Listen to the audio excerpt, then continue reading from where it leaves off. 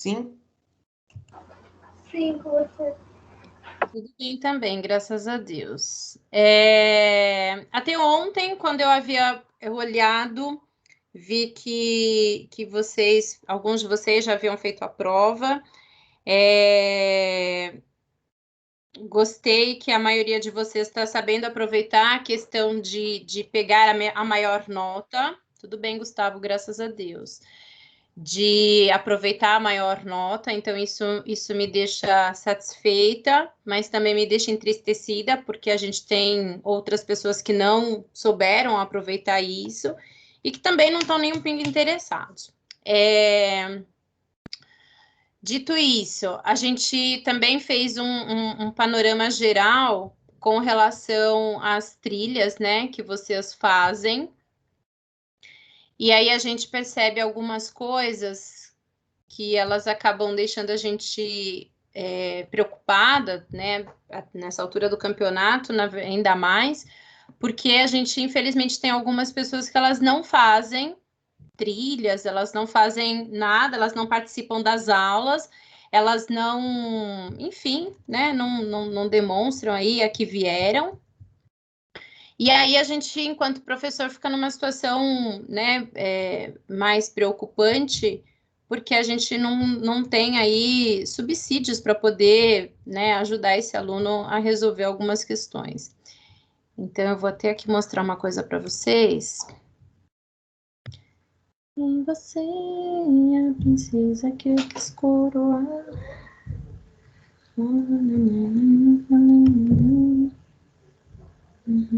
Peraí, que eu só tô estabelecendo uma conexão segura.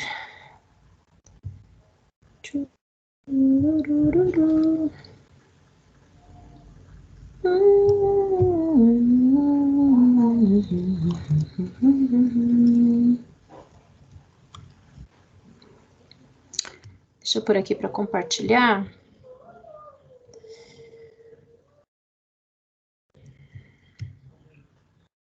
Bom, então quando a gente olha aqui, né, as trilhas que foram liberadas para vocês, aqui no quarto bimestre, nós temos 1, 2, 3.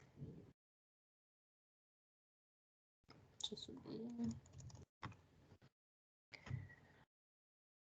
4 trilhas, né, que foram liberadas para os senhores. Vamos só receber o Viana aqui.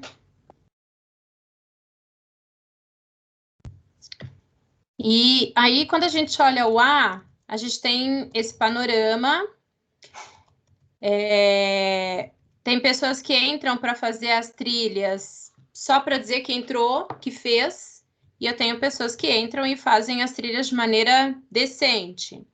Eu também tenho situações de pessoas que não entram em trilhas, né? Ou que começam a fazer e não concluem. A gente tem também, né? Aqui vocês podem ver, tô passando aí, não é com o intuito de expor ninguém, mas é com o intuito de que vocês percebam como que a gente consegue trabalhar, né? Como é que a gente desenvolve algumas coisas. Então, ó, eu tô aqui nas diferenças da América, né? Que foi a primeira trilha que a gente liberou para vocês. E aí a gente tem o seguinte panorama: serão sempre os mesmos que vão fazer e os mesmos que não fazem. Muitas vezes os que não fazem, nós temos, infelizmente, algumas consequências na nota, né? Porque como é que eu dou nota de participação para essas pessoas que não aparecem nem nas trilhas e nem na aula? E aí a gente tem uma situação que muitas vezes as pessoas que aparecem na aula ou no chat são as mesmas pessoas que aparecem aqui nas trilhas, né? Então aqui eu estou mostrando para vocês o a situação, então vocês vejam aí que são os mesmos que fazem, algumas vezes começam e não terminam, e são os mesmos que não fazem. E aí também reforço, né? Não adianta entrar e fazer de qualquer jeito, né? Então, de 5 questões, eu erro todas, né? Vocês têm subsídios para ajudar nas respostas, né? Não é possível que elas sejam coisas tão complexas que não dê para fazer. Então, precisa prestar atenção aí. Vamos dar uma olhada aqui no B, como que é a situação do nosso querido B. ser a princesa que eu quis coroar. Então, aqui o B, a gente também tem esse cenário sofrido, triste. Estou aqui pontuando para vocês. Então, tudo isso aqui gera nota, né? Então, se de 5 questões eu acertei uma, só tem 2,5, 2 aí, né? Então, precisa observar como que vocês atuam. Lembrando sempre que cada um sabe a dor e a delícia de ser o que é. Começa e não termina. Então, de 5. Então, é isso, tá? Que eu queria mostrar para vocês. Que é importante que vocês façam trilhas, tá, gente? A trilha, de novo, vou dizer, já disse isso 200 vezes e vou dizer a 201, que as trilhas, elas são utilizadas como recuperação contínua. Então, se a pessoa também não se interessa em fazer, o casamento não vai ter sucesso, tá, gente? Porque para um casamento ir para frente, o amor tem que ser das duas partes. Se só um tá ali se esforçando, se interessando, chega uma hora que ele vai cansar. Então, observem aí as posturas, tá bom? Alguém quer falar alguma coisa, não concorda, fez, não apareceu ali, tem alguma situação para falar?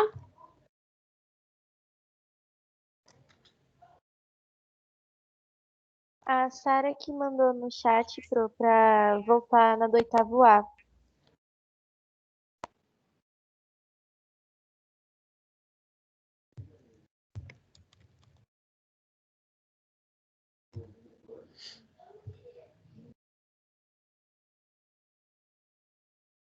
Peraí.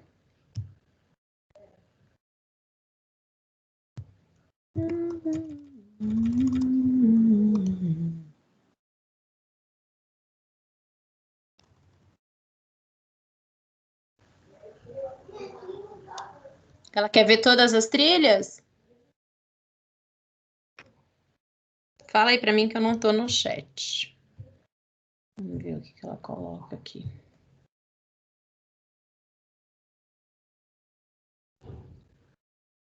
Não precisa mostrar todas, Sara? O que você efetivamente precisava ver? Se o seu nome aparecia no A ou no B?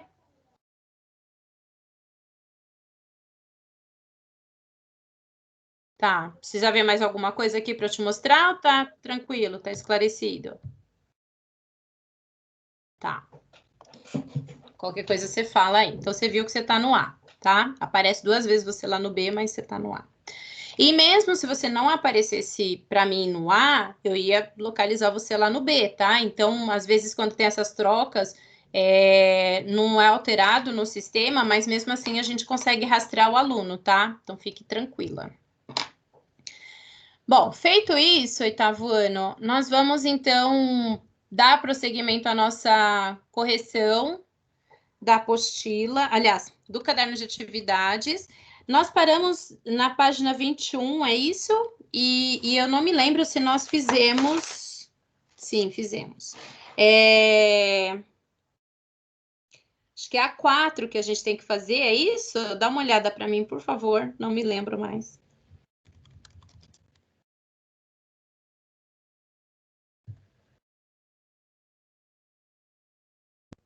Isso, Pro. Isso? Então tá bom.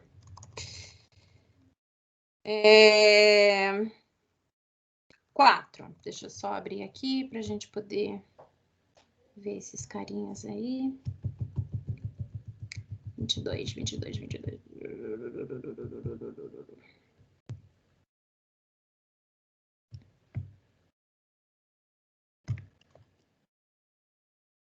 A conquista dos pontos extremos da Terra representou uma história de drama e de glória para alguns exploradores e aventureiros.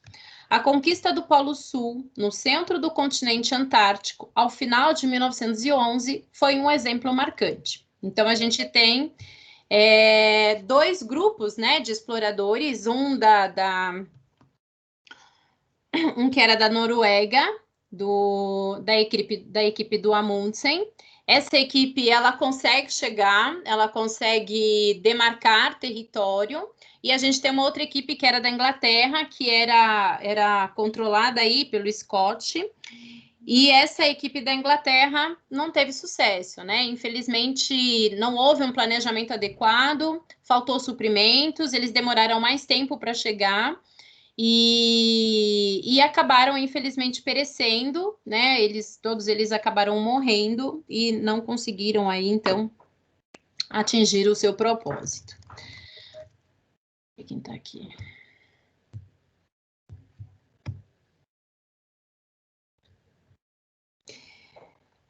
Que exploradores participaram da disputa e que países eles representavam?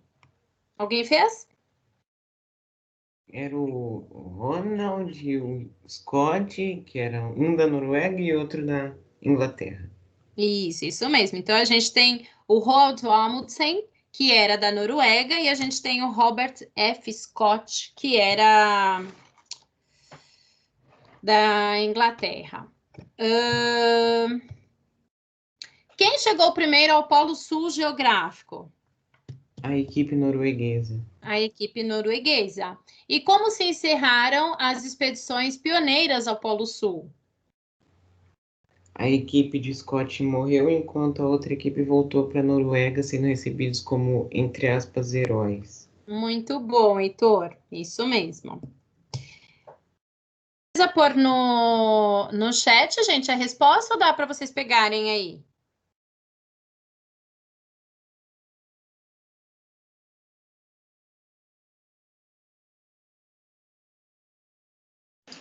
Bom dia, professora. Tudo bem, Rafael? Aqui. Sim, e você? Tudo bem também, graças a Deus. Tá animado? Eu tô, o ano tá acabando já. Verdade, né? Tá acabando. Para alguns até já acabou, né? A gente está fazendo a correção do caderno de atividades, a gente está lá na página 23, tá bom? Continuando. Ok. Diferentes áreas da ciência se beneficiam dos conhecimentos obtidos na pesquisa na Antártida. Relacione os temas de pesquisa nesse continente com as áreas correspondentes. Então, a gente tem áreas geologia, oceanografia biológica, climatologia, paleontologia. E essas áreas, elas estão relacionadas, né? Uma delas vai falar sobre as relações entre os seres vivos dos ecossistemas polares nas águas antártidas. Uma dessas outras áreas vai falar sobre a origem e as características das massas polares que alcançam o centro-sul brasileiro. Uma outra área vai falar sobre as características dos seres vivos que habitavam na Antártida durante o período Cretáceo, há 80 milhões de anos, de acordo com a análise de fósseis. A área vai analisar aí a composição e as características das rochas situadas sobre as camadas de gelo do interior da Antártida. Que área observa aí as características dos seres vivos que habitavam a Antártida durante o período Cretáceo? Geologia, oceanografia, climatologia ou paleontologia? Essa é a paleontologia. Paleontologia, muito bom. Que área vai observar as relações entre os seres vivos dos ecossistemas polares das águas antártidas? Oceanografia biológica. Muito bom. Que área que vai olhar a composição e as características das rochas situadas sobre as camadas de gelo do interior da Antártida? Geologia. Geologia. E aí a área que vai observar as massas polares? Climatologia. Muito bom. Então, ficou 2, 3, 4 e 1. Mencione ao menos 2 aspectos que ilustram a importância ambiental do continente antártico para o restante do planeta. Eu coloquei a grande reserva de água doce e a formação de correntes marítimas e ar. Isso mesmo. Então, reserva de água doce e formação de correntes marítimas e de ar que influenciam o clima no planeta. Muito bom, Heitor. Oitavo, aí,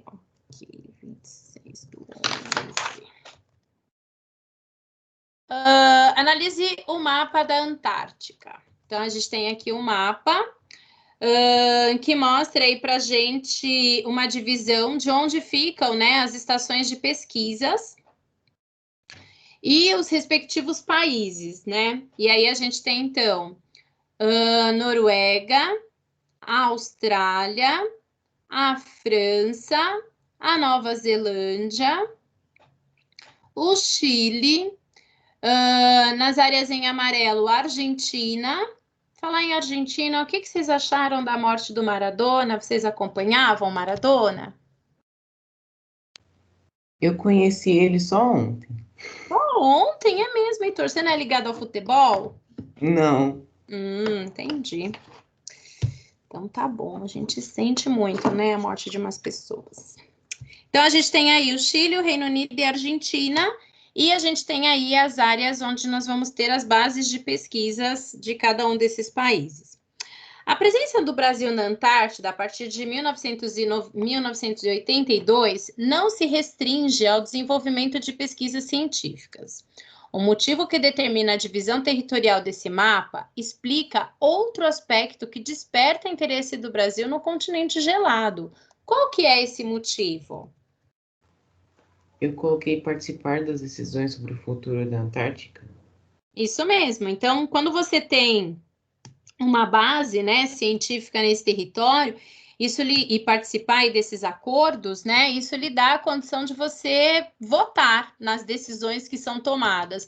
Algumas dessas decisões são muito estratégicas, né, e são aí de importância vital, não só para o Brasil, mas outros países terão interesse nisso. Então, é para que ele tenha poder de voto, tenha poder de decisão. Muito bom.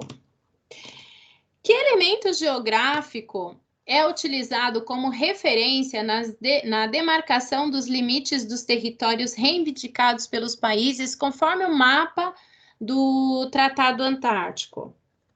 As linhas imaginárias? As linhas imaginárias, né? Os meridianos e os paralelos.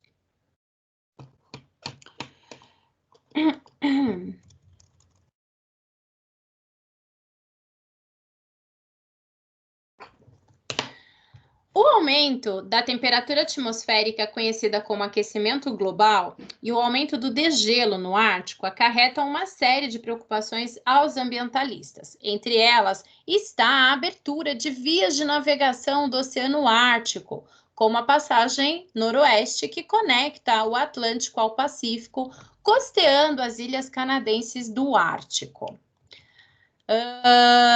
Analise as rotas marítimas entre os portos de Roterdã, Holanda, e de São Francisco, nos Estados Unidos, indicados na imagem. Então, o Porto de Roterdã é o porto mais movimentado do planeta, tá? É um porto extremamente importante e que vai estabelecer importantes rotas comerciais, tá? E aí, o Porto de Roterdã, ele tem uma rota convencional, que é sair de Roterdã, passar aqui, né, pela Inglaterra, né, pelo Canal da Mancha, entre a França e a Inglaterra, o Reino Unido, e aí ele passa aqui pelo Atlântico Sul, ele cruza pelo Atlântico, né, ele vai cruzar o Canal do Panamá, vai passar pelo México e vai chegar aqui na costa do litoral de São Francisco, nos Estados Unidos. E aí a gente tem, né, uma rota, que é a rota da passagem noroeste, que ela não é disponível o ano inteiro, né? Tem alguns meses do ano, né, nos meses de inverno, em que o gelo ali é tamanho que acaba inibindo um pouco mais a passagem. Então, com essa passagem, ela está ficando mais tempo em aberto, né? Então, o que você ganha nessa passagem? Você vai passar aqui, né, pela Dinamarca, vai passar pela Islândia, passa pela Groenlândia, entra aqui no Canadá e volta aqui para São Francisco, né? Então, você encurta aí algumas distâncias de um porto para outro. Com o auxílio de um mapa e de um atlas, faça o que se pede. Qual é a principal vantagem para o comércio internacional, principalmente entre países europeus e a costa oeste dos Estados Unidos, com a passagem noroeste pelo Ártico? O que eles vão ganhar com isso? Eu coloquei que diminui a utilização de combustíveis e diminui o tempo. Perfeito. Então, você tem redução de tempo e combustível. Tempo é dinheiro. Capitalismo puro. Descreva a rota pela passagem noroeste desde Roterdã, citando o nome dos oceanos, dos continentes, das ilhas, dos países e outros elementos geográficos que você julgar importante. Pôs algum aí, ô Heitor?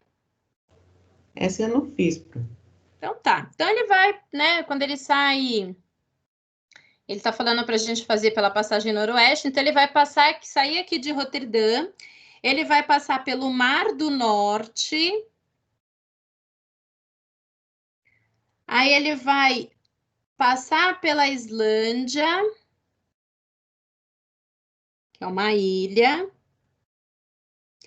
aí ele vai cruzar o Estreito de Davis, que é entre a Groenlândia e a Terra de Baffins, aqui no Canadá.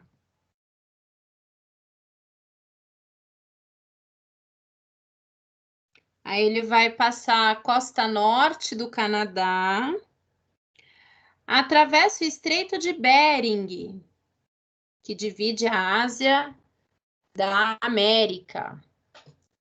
E aí ele entra no continente americano, no Oceano Pacífico.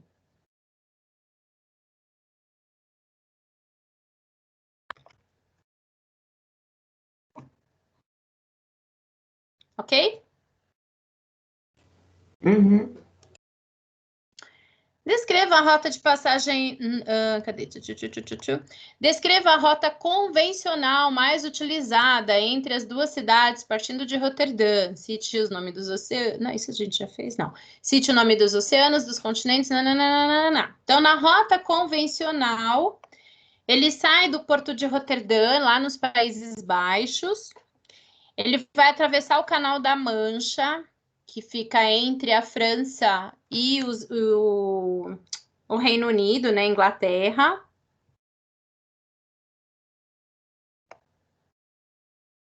Aí ele vai atravessar o Atlântico.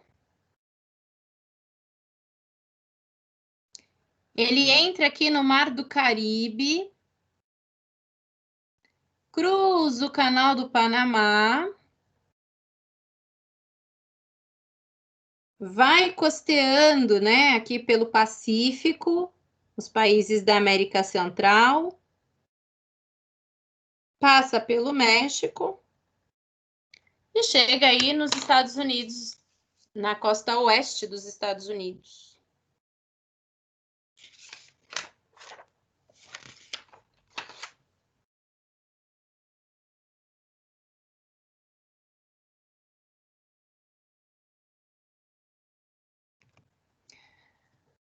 Pode ir adiante? Pode. Por que muitos ambientalistas e pesquisadores se mostram preocupados com a abertura e o uso intensivo da passagem noroeste? É porque aumenta a poluição nas águas oceânicas e também vai atrair mais empreendedores, que também vai aumentar a poluição. Então, você aumenta a poluição, você vai atrair esses empreendedores que são principalmente voltados para extração e comercialização dos recursos minerais ali existentes no Ártico, tá? Então, existe essa preocupação de aumentar a poluição e a exploração mineral. A imagem a seguir está entre os motivos que resultaram na Declaração de Ottawa e na criação do Conselho do Ártico. Então, a gente tem aqui uma imagem. Vocês sabem me dizer o que é isso aqui? Extração de petróleo? Isso. Qual é o fator presente na imagem que contribui para a formulação de declaração de Ottawa e com que objetivo se criou o Conselho do Ártico? É a exploração de recursos minerais. E ele foi criado para diminuir as explorações nessas áreas.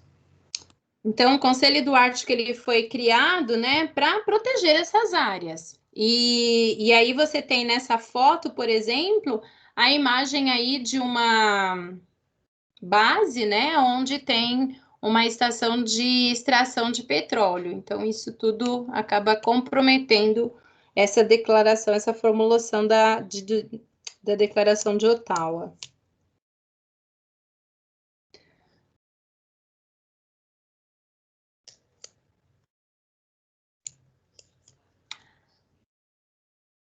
Dois dos mais importantes acordos internacionais que revelam preocupação com mudanças e fenômenos climáticos e seus impactos sobre o meio têm direta relação com as condições ambientais das regiões polares. Confira esses quadros que sintetizam as principais definições de tais acordos.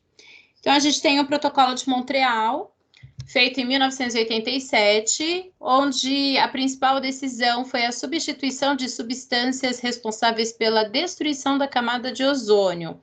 Então, os gases CFC deveriam ser substituídos por outros gases que não fossem nocivos à camada de ozônio.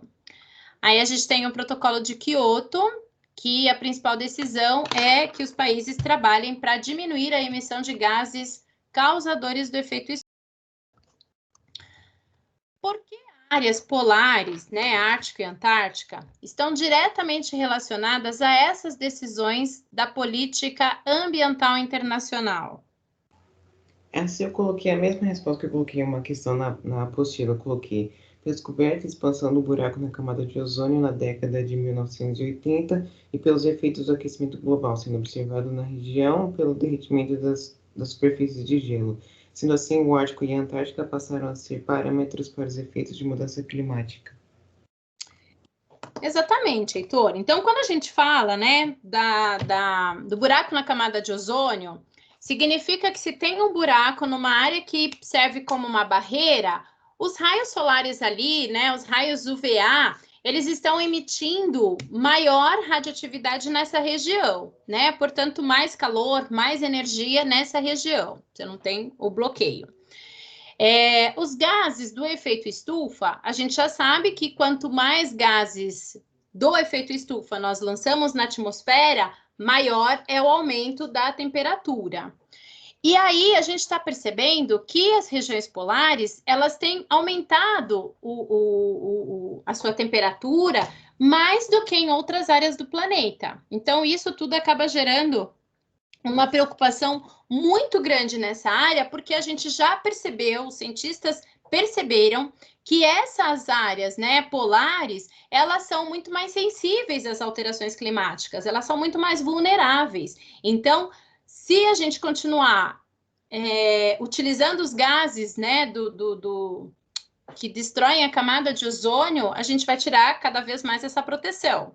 Se a gente continuar lançando os gases do efeito estufa, a gente vai ampliar ainda mais o calor no planeta. E aí você destrói toda essa área, né? Você acaba com ela porque ela não resiste ao aumento das temperaturas.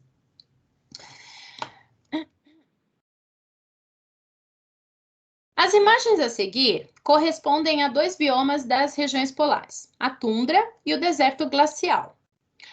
A respeito desses biomas polares, responda: como se caracteriza a tundra? Como que é a tundra? Eu coloquei vegetação rasteira, como musgos, líquens e algumas espécies de gramíneas. E quando é inverno, essa vegetação ela é encoberta pela neve e só sobrevive por causa do permafrost. E quando é verão, essa neve derrete e a vegetação se renova. Perfeito. Então, uma vegetação rasteira, ela vai ser composta por musgos e líquens e algumas gramíneas que se adaptam aí a essas temperaturas extremas. Ela só vai aparecer durante o verão com o degelo do permafrost. Durante os meses de inverno, essa área ela vai ficar congelada e essa vegetação consegue sobreviver, né? Ela é adaptada a isso. Estamos habituados a pensar sobre desertos compostos por dunas de areias, rochas e, por vezes, com a presença de algum oásis. Contudo, a imagem 2 também retrata uma extensa paisagem desértica, o deserto polar das geleiras continentais. Por que paisagens como essa podem ser classificadas como desertos? Eu coloquei pela pouca ou escassez de água e temperaturas extremas. Então, a gente tem, né, mais evaporação de água do que a condensação e a formação de chuvas, né? Então, a gente tem pouca umidade nessas áreas. Além da pouca umidade, a gente tem também um outro fator que é a baixa biodiversidade. Em virtude da extremidade das condições nesse local, você tem menos vida, né? Então, você tem ausência ou a escassez de seres vivos, né? Sejam eles vegetais ou animais, tá bom? Então, além da ausência de água, também a ausência de vida. Além das regiões das altas latitudes, né, as polares e circumpolares, ou seja, ao redor dos polos, nas imediações dos círculos polares, onde mais esses dois biomas podem ser encontrados? Em altas altitudes. Isso mesmo. Então, nas montanhas mais altas do planeta, a gente pode encontrar os desertos gelados e a tundra também. Muito bom, Heitor. Compare estes dois mapas, aliás, compare estes mapas das regiões polares. Então, a gente tem um mapa aí da região ártica e da Antártida. Quais são as semelhanças entre essas duas regiões?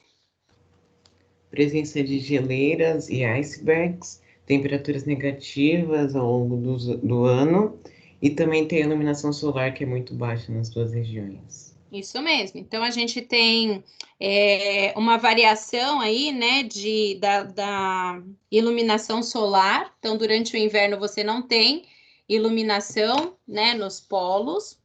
No verão, o sol vai aparecer. Você tem aí o extremo frio, né, nessas regiões aí a gente vai ter os icebergs, as geleiras, e a gente tem também as banquisas, né, que são gelo no mar, tá bom? E a diferença? O Ártico é composto pela água oceânica, né? E a Antártica é uma área polar continental. Isso mesmo. Então, a Antártica é um continente, tem rocha, tem solo, tem altitudes diferenciadas, por isso até que ele é mais frio. E o Ártico, a maior parte dele que vai ser congelada é o oceano, né? Ele vai ser composto por uma pequena fração continental, né, de vários países aí, mas há um predomínio do congelamento do oceano. Muito bom. Feito isso, oitavo ano, nós finalizamos, então, a nossa teoria.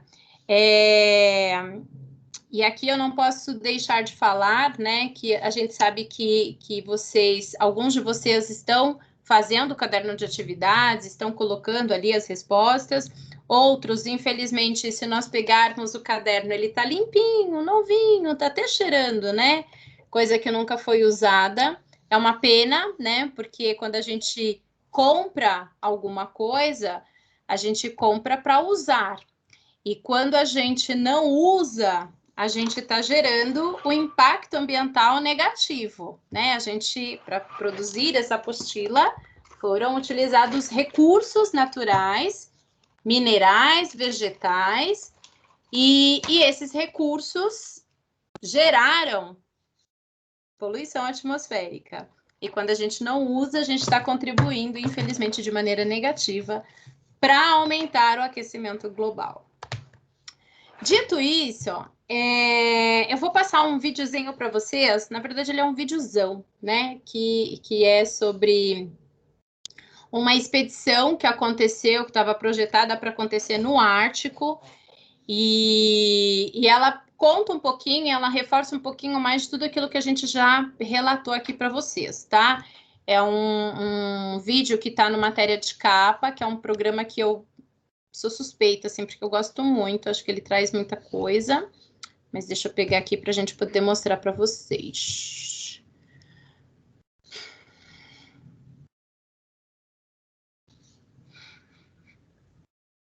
E você é a princesa que eu escolho.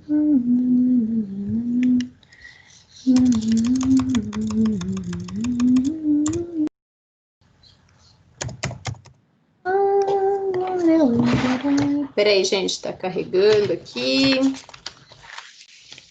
Ixi. Agora eu era herói.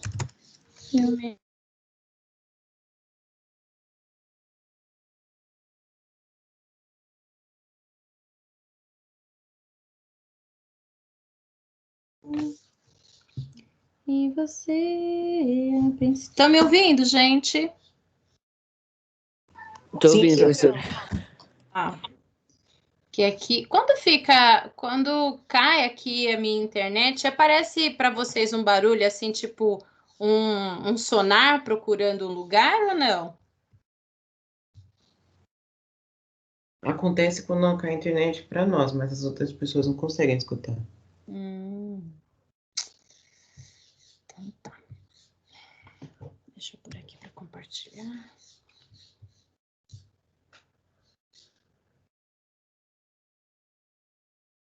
Ela com vocês?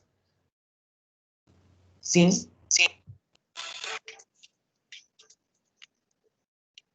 O som está ok? Eu não consegui escutar. Não, pera lá. E você...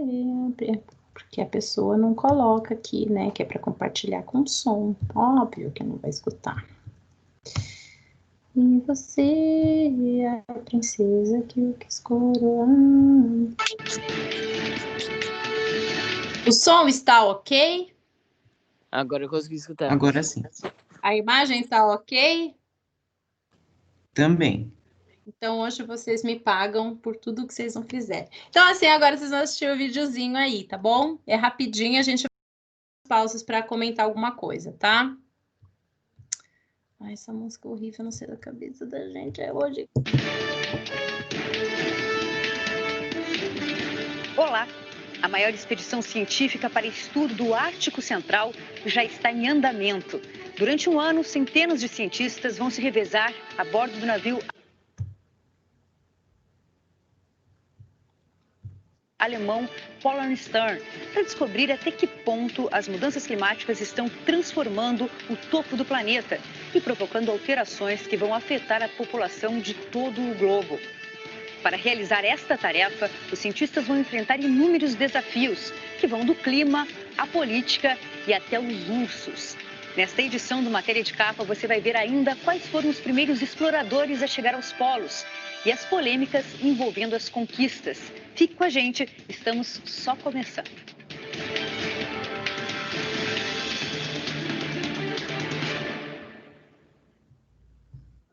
Você vai ver agora, em poucos segundos, um resumo do enorme desafio enfrentado pelos cientistas, que farão um mais amplo estudo sobre o Ártico Central. A maior expedição já lançada ao Ártico Central.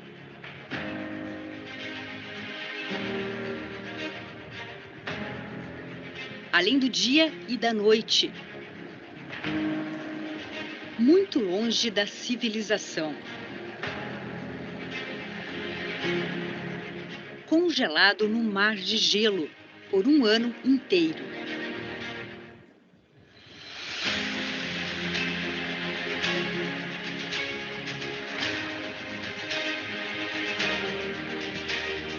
Flutuando pelo Oceano Ártico.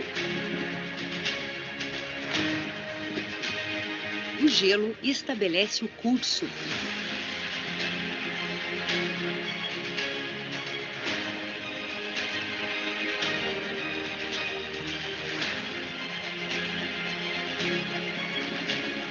Dezessete países, 600 pessoas, com uma mesma missão.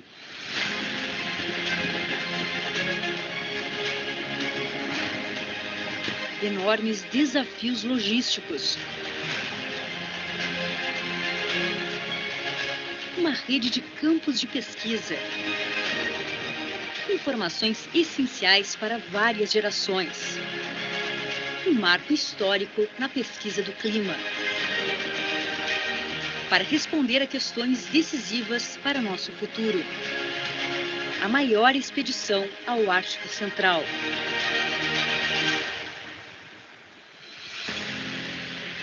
A contagem já começou.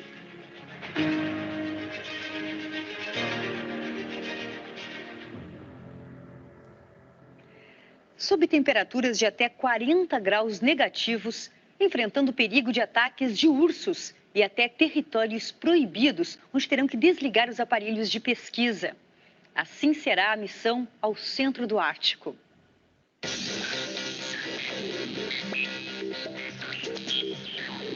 O Polar Stern, ou Estrela do Norte em alemão, será a base de 600 cientistas de 17 países durante um ano.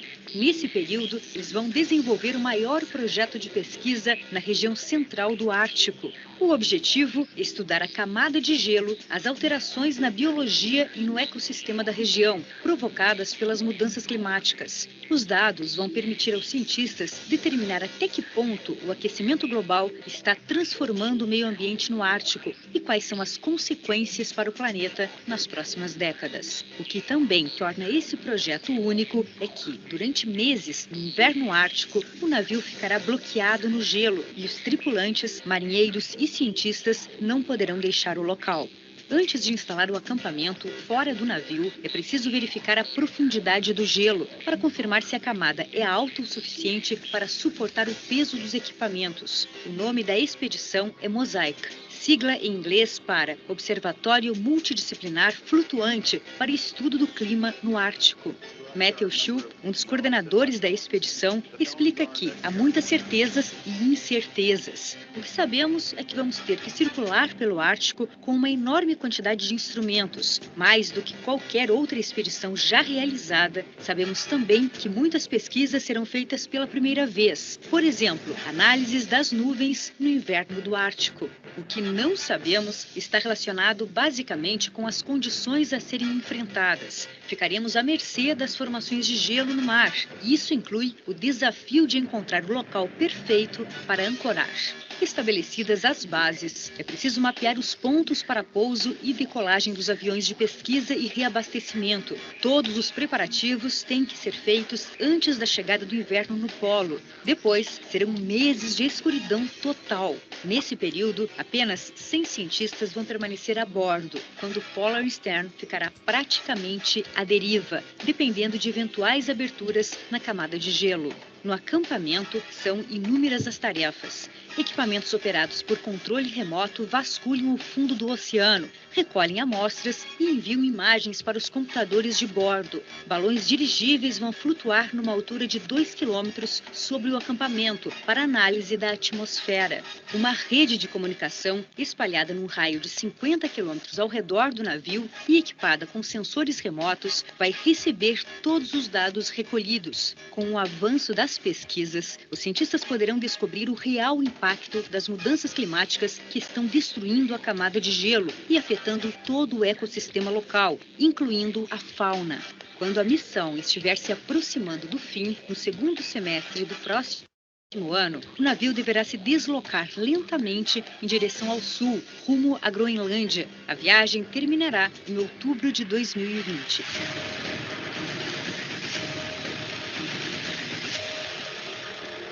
Todos os outros estudos realizados sobre o Ártico, nunca houve um período em que se estivesse monitorando um ciclo de um ano inteiro na região, para se entender o que está acontecendo com o clima. A temperatura média do Ártico hoje, ela aumentou pelo menos o dobro do que o aumento médio da temperatura do planeta, em torno de 1 grau. A temperatura média lá já aumentou em torno de 2 graus. Monitorar o que está acontecendo, qual que é a dinâmica do gelo, de derretimento do gelo, comportamento do gelo do Ártico, essa relação entre clima e atmosfera, entre a atmosfera e o gelo oceânico, o derretimento do gelo oceânico, como muda a composição da água do mar. Os seus efeitos são extremamente importantes, não apenas para a elevação do nível do mar, o que isso pode acarretar de impactos para as áreas costeiras, para países que são pequenas ilhas, mas a própria dinâmica dos oceanos depende da composição da água do mar. A água se torna menos salina com um maior aporte de gelo, isso modifica inclusive o padrão de correntes oceânicas, né? Isso o impacto, os estudos vão ser importantes para entender os impactos muito além daquilo que acontece na região. Durante boa parte do tempo, os comandantes do navio... Oitavo, tá dando para acompanhar? Sim. Então, tem um minutinho aí para a gente poder acabar a nossa aula. A gente vai comentar com vocês aqui algumas coisas. Então, vocês viram aí que é uma expedição que está sendo organizada principalmente por países desenvolvidos. A Alemanha, por exemplo, ela não está ali, né, interligada diretamente com o Ártico, mas são pesquisas que acabam trazendo interesse para o mundo como um todo, porque o que acontece ali acaba por interferir em vários outros países do planeta. Ela realmente finalizou em outubro agora de 2020, e eles estão compilando, né, todas as informações que foram obtidas, né, durante esse projeto. Eu quis mostrar para vocês, e depois a gente continua vendo esse vídeo nos nossos próximos encontros, porque eu acho que ele contribui para trazer imagens, né, do que é o Ártico, né, da dificuldade que é naquele espaço territorial, que é tão necessário, tão vital, né, para todo o planeta, em todas as espécies, não só as espécies humanas, mas, enfim, todas as espécies. E eu não sei vocês, né, mas quando eu vejo, né, essas expedições, a minha vontade de fazer trabalho de campo, de conhecer lugares, de estar nos lugares, de sentir o cheiro, de sentir a temperatura, de sentir, né, geograficamente como é esse local, ela aumenta muito em mim. Então, nos próximos episódios, nas próximas partes, né, ele vai relatando como foram essas pesquisas, o que tem de desafios, e quais são as interferências, né, de outras nações. Por exemplo, vocês viram que no começo ela faz um relato que se você entrar em alguns países, você tem que desligar o monitoramento. Então, a Rússia não autorizou essa pesquisa no seu território, por questões geopolíticas. Então, a gente tem uma série de fatores aí que acabam dificultando maiormente essas informações, né, as obtenções de informações. Mas eu acho que esse vídeo fecha um pouco do que a gente falou. Tudo bem até aqui? Alguém tem alguma dúvida? Quer falar alguma coisa? Não. Então, tá bom. Deixa eu só ver aqui esse chat. Bom, então, pessoal, a gente termina por aqui. Eu agradeço para quem ficou até aqui para ver o nosso vídeo. Não é para matar a aula, é para fechar o nosso conteúdo. E a gente se encontra, então, na semana que vem, tá bom? Obrigada pela participação, fiquem com Deus e um beijo. Tchau, Tchau, Pro. Igualmente, professora. Até semana que vem. Até, Leonardo, se Deus quiser. Fica com Deus.